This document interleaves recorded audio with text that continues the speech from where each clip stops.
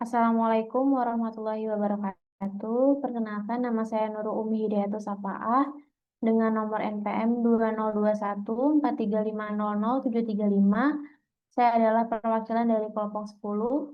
Pada kesempatan ini, saya akan mempresentasikan topik berjudul penerapan jaringan syaraf tiruan model Adalin untuk prediksi penyakit paru-paru.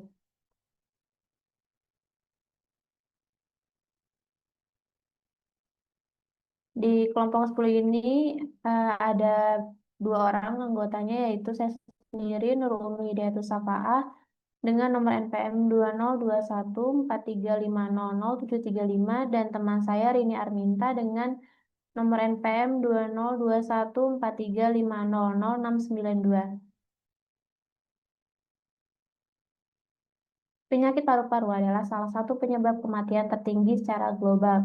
Diagnosis dini sangat penting untuk mencegah komplikasi yang serius. Namun, proses diagnosis masih bergantung pada metode konvensional dan sering memerlukan waktu lama. Disinilah jaringan syaraf tiruan, khususnya model Adalin, dapat berperan untuk membantu proses prediksi secara lebih cepat dan akurat. Jaringan syaraf tiruan adalah model komputasi yang meniru cara kerja otak manusia dalam mengenali pola dan belajar dari kata. Adalin, Adaptive Linear Neuron, merupakan model neuron tunggal yang menggunakan fungsi aktivasi linear dan algoritma Least-Mean-Squares. Untuk belajar, Adalin sangat cocok digunakan untuk prediksi linear seperti klasifikasi antara sehat dan beresiko. Secara arsitektur, Adalin sangat sederhana. Kita punya beberapa input yang masing-masing dikalikan dengan bobot, lalu dijumlahkan. Output dari proses penjumlahan itu menjadi hasil akhir karena Adalin menggunakan fungsi aktivasi linear. Model dasarnya hanya punya satu neuron, tapi bisa dikembangkan untuk banyak output.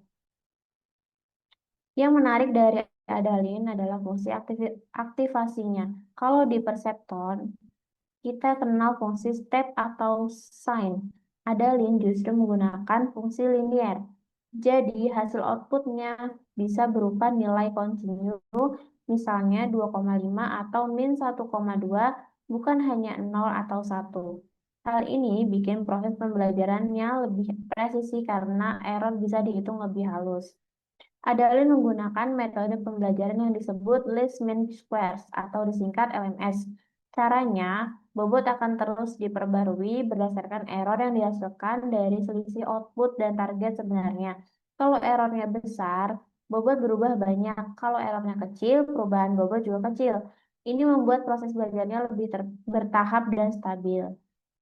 Beberapa keunggulan dari algoritma LMS ini adalah stabilitasnya dan kemampuannya untuk menemukan bobot optimal secara perlahan. Tapi perlu diperhatikan bahwa nilai learning rate harus pas.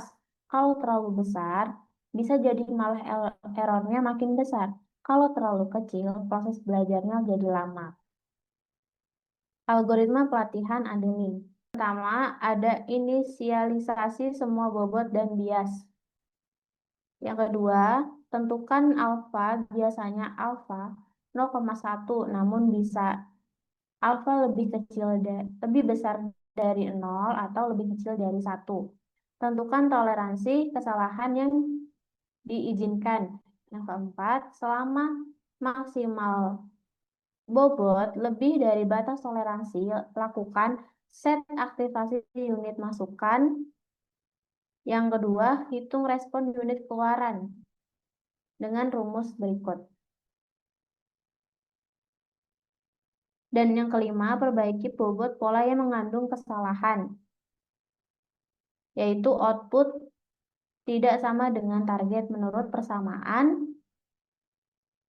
Bobot baru sama dengan bobot lama ditambah alfa dikali target dikurang output dikali input. Bias baru sama dengan bias lama ditambah alfa dikali target dikurangi output. Yang keenam, ulangi tahap 4 dan 5 apabila nilai maksimum bobot masih lebih besar dari nilai toleransi. Yang ketujuh, proses berhenti apabila batas maksimum bobot sudah kurang dari batas toleransi. Adalin punya kelebihan yaitu struktur yang sederhana dan pembelajarannya stabil.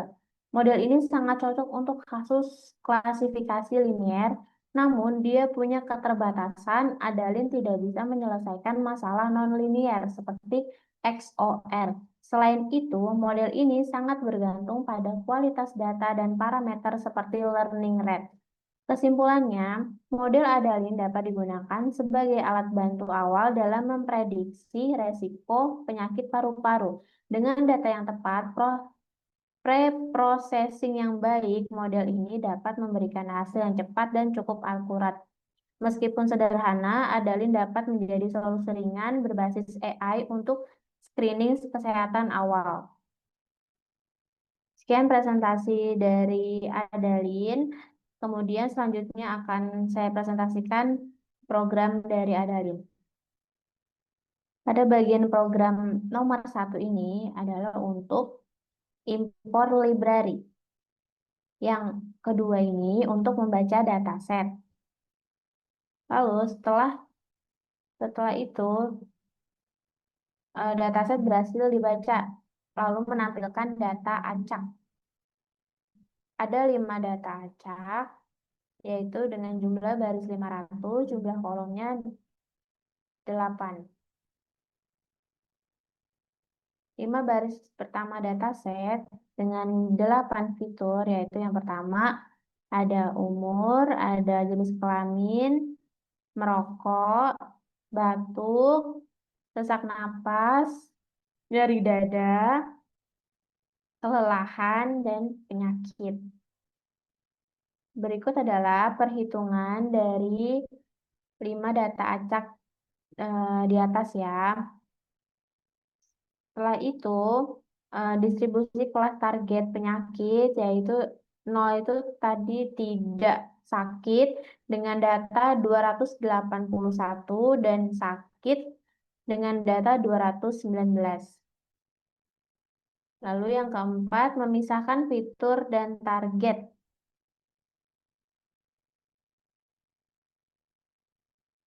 Lalu membagi data menjadi training dan test set dengan program berikut. Lalu normalisasi data dengan program berikut. Lanjut implementasi Adalin dengan program seperti berikut. Lanjut hitung error, update, dan melatih model Adalin. Di bagian program ketujuh ini untuk memprediksi data tes dan evaluasi model. Selanjutnya menampilkan evaluasi model Adalin dengan akurasi 73% dengan matriks konfusi 7904031. Laporan klasifikasi dengan akurasi 73% dari 150%. Lanjut ke program ke-8 ini untuk visualisasi loss selama training. Menghasilkan grafik sebagai berikut.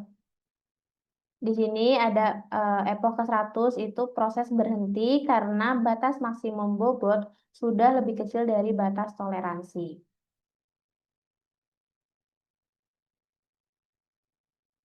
Di program ke-9 ini menampilkan beberapa prediksi contoh. Dan ini hasilnya, tampilannya, contoh prediksinya. Terima kasih atas perhatiannya. Saya harap presentasi ini bermanfaat dan bisa membuka wawasan tentang bagaimana jaringan syaraf jeroan, khususnya model Adalin, bisa diterapkan dalam bidang medis. Kurang lebihnya mohon maaf. Wassalamualaikum warahmatullahi wabarakatuh.